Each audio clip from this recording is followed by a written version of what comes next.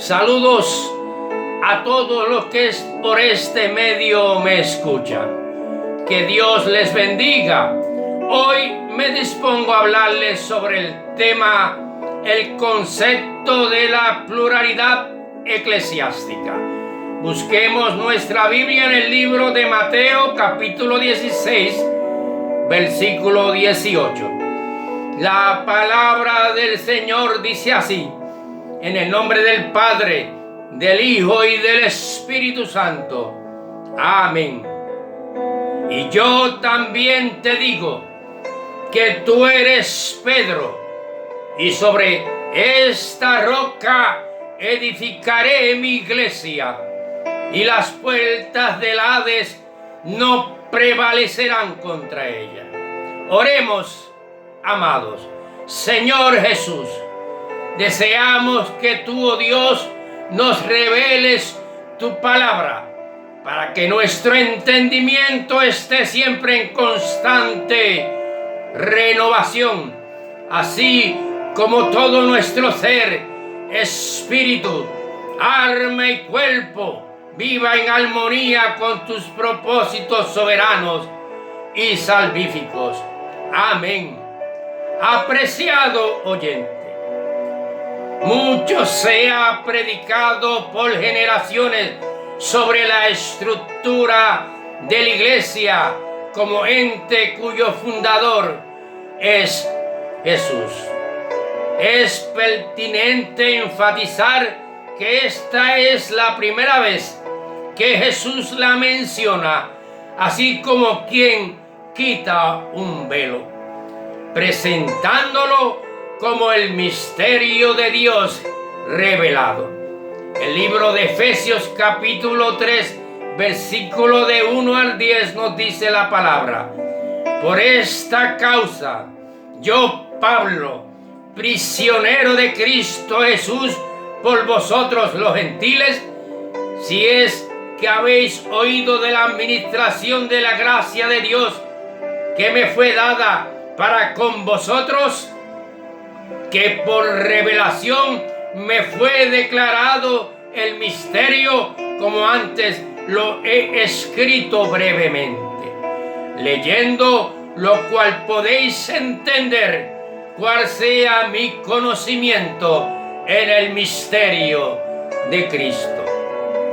Misterio que en otras generaciones no se dio a conocer a los hijos de los hombres, como ahora es revelado a sus santos apóstoles y profetas por el Espíritu, que los gentiles son coherederos y miembros del mismo cuerpo y copartícipes de la promesa en Cristo Jesús por medio del Evangelio, y de aclarar a todos cuál sea la dispensación del misterio escondido desde los siglos en Dios, que creó todas las cosas, para que la multiforme sabiduría de Dios sea ahora dada a conocer por medio de la iglesia a los principados y potestades en los lugares celestiales.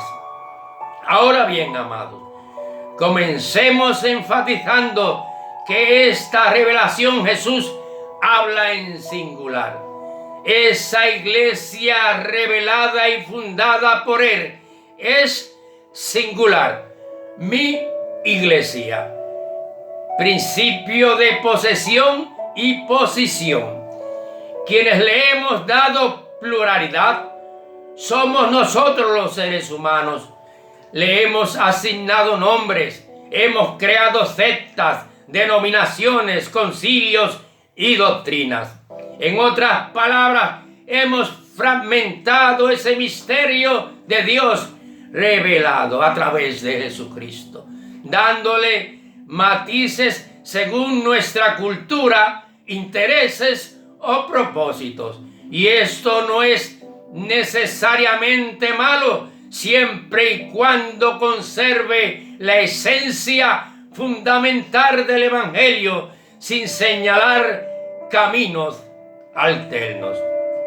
Amados, no existen caminos alternos. que nos conduzcan a Jesús. Libro de Juan, capítulo 14, versículo 6, nos dice así: Jesús le dijo: yo soy el camino y la verdad y la vida. Nadie viene al Padre sino por mí. Así que sus brazos siguen extendidos a la humanidad en el Calvario. El camino hacia la cruz es singular. No hay caminos. Debemos cuidarnos del concepto de que todo persigue un mismo fin y que todos los caminos conducen a Dios. Es ahí precisamente donde se gesta la idea de la pluralidad. Y esta en ocasiones va acompañada de agendas ocultas que responden a criterios formados conforme a nuestros intereses. ¿Sí o no? Libro de Gálatas capítulo 1 versículo 8 al 9 nos dice la Escritura: como antes hemos dicho, también ahora lo repito, si alguno os predica diferente evangelio del que habéis recibido, sea anatema. El misterio escondido en Dios era el propósito divino de hacer del judío y del gentil una sola cosa nueva.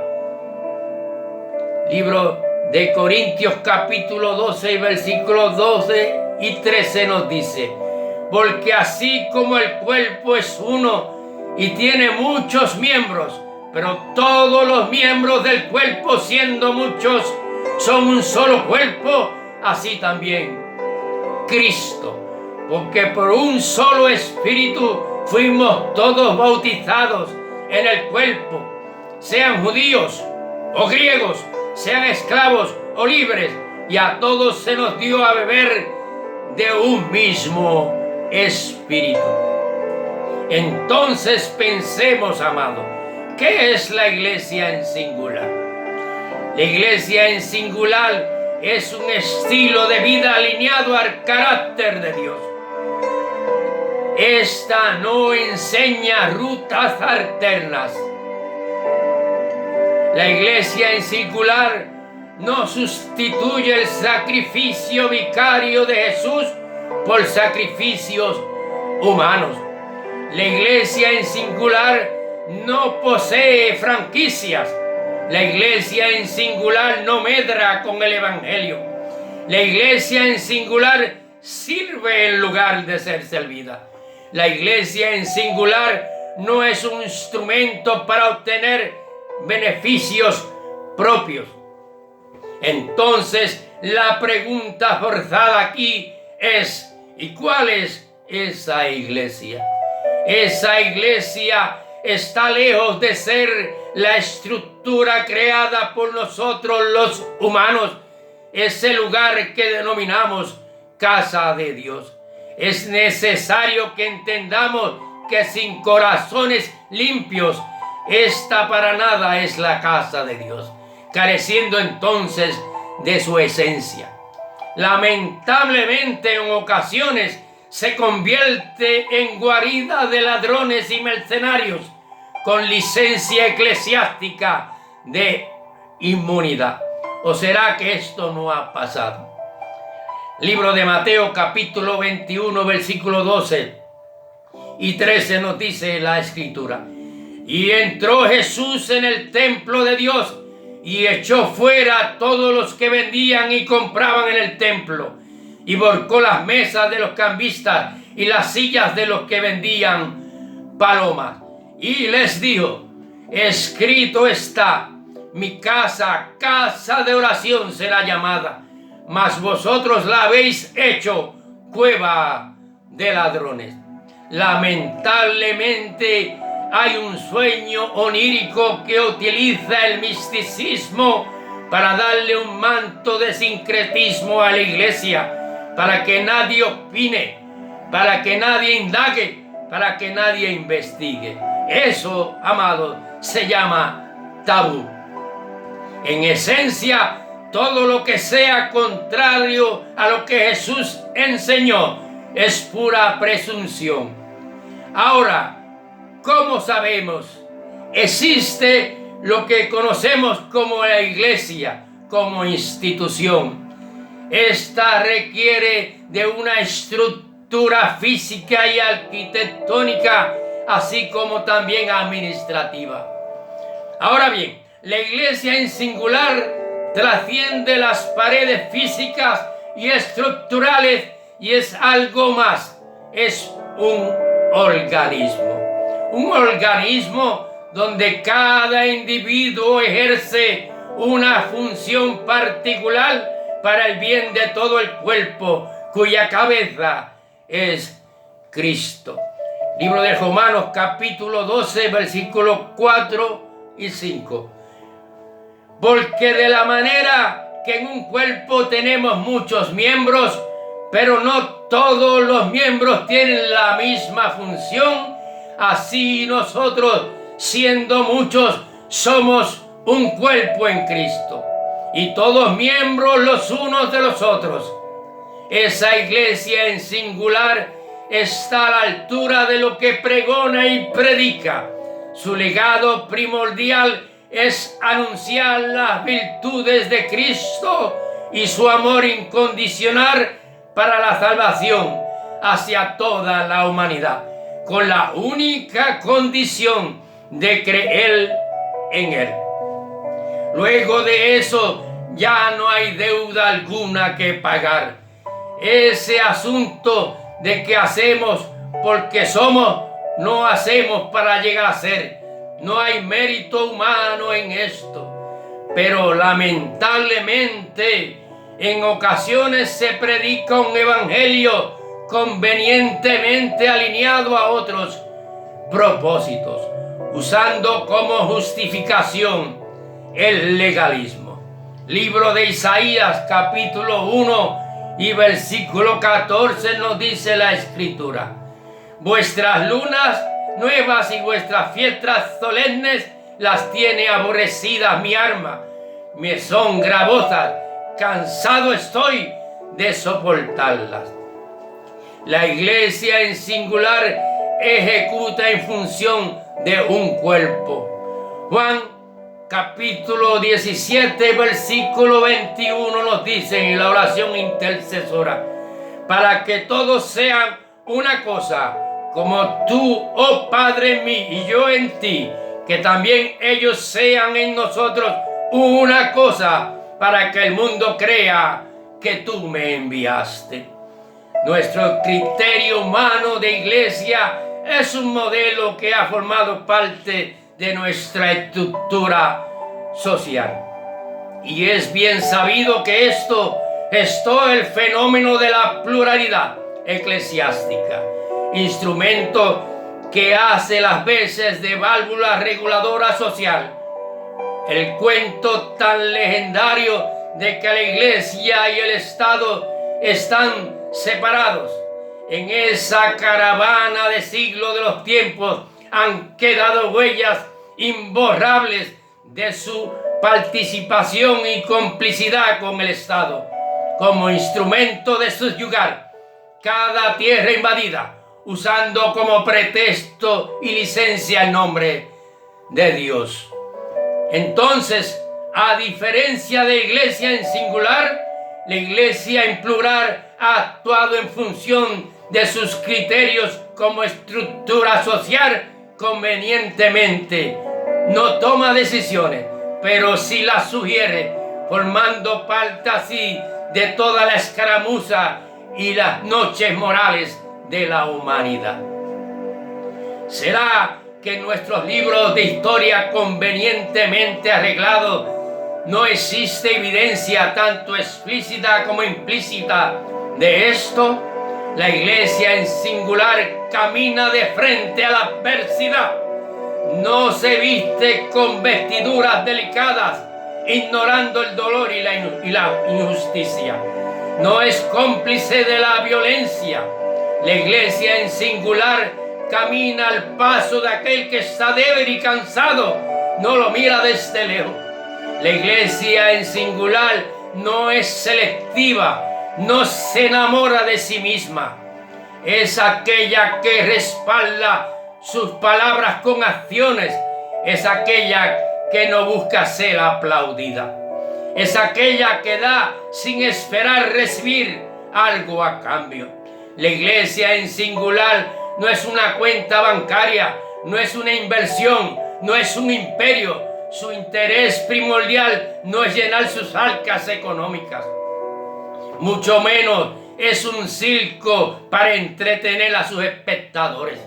Tampoco es una caja de Pandora de donde puede salir cualquier sorpresa. La iglesia en singular es convicción, es sinceridad, es oasis alcanzado, es compasión. Si no reúne esas cualidades, no es más que una organización como tantas que existen en la sociedad.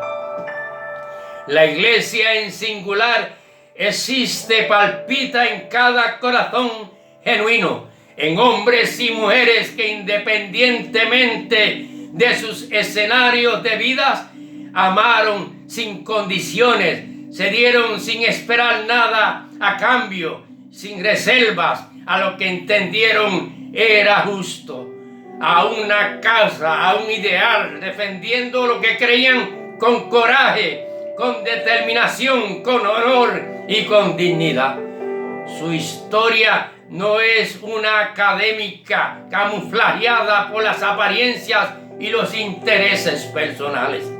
Ellos fueron los verdaderos protagonistas que aún a precio de sangre defendieron lo que creían. ¿Quiénes son y dónde están? Hebreos capítulo 11, del versículo 32 en adelante nos dice la palabra.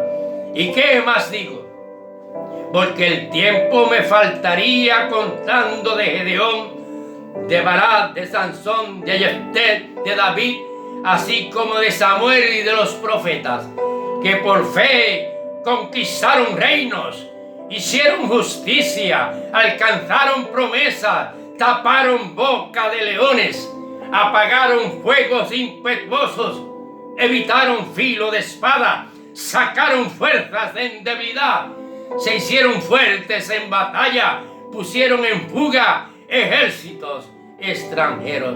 Las mujeres recibieron sus muertes mediante resurrección, mas otros fueron atormentados no aceptando el rescate a fin de obtener mejor resurrección. Otros experimentaron vituperios, azotes y más de estos prisiones y cárceles. Fueron apedreados, aserrados, puestos a prueba, muertos a filo de espada.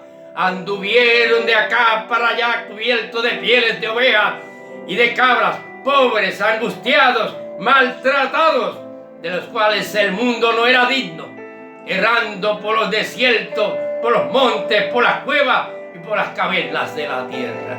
Y todos estos, aunque alcanzaron buen testimonio mediante la fe, no recibieron lo prometido, proveyendo Dios alguna cosa mejor para nosotros, para que no fuesen ellos perfeccionados aparte de nosotros. La iglesia en singular habitó en cada uno de esos corazones sinceros. Es la iglesia en singular aquella que demuestra con acciones lo que predica, lo que pregona. Conclusión, amado, estimado oyente, la aplicación en contexto del discurso es que la iglesia se escribe en singular, pero ciertamente no estoy hablando de ortografía, más bien hablo de cómo usted y yo escribimos una propia historia de nuestra vida. Porque singular es la fe cuando junto a nuestra intimidad se alinea el carácter de Dios y sus propósitos soberanos. Singular es el corazón que se ofrece sin condiciones al prójimo. Singular es cada determinación, arrojo y voluntad que lucha por las causas nobles y justas. Singular es cada vida que se renueva en espíritu, alma y cuerpo en la gracia de Dios manifestada en su Hijo. Jesucristo. Singular es aquel que por encima de la adversidad conserva la esperanza. Singular es aquel que no se va por la tangente, que grita sus convicciones a los cuatro vientos sin el más mínimo interés de congraciarse con absolutamente nadie. Y aún más, cuando llegue el momento de presentarnos delante de Dios, Él nos juzgará no por lo que hicieron los demás, ni juzgará a los demás por la conducta nuestra.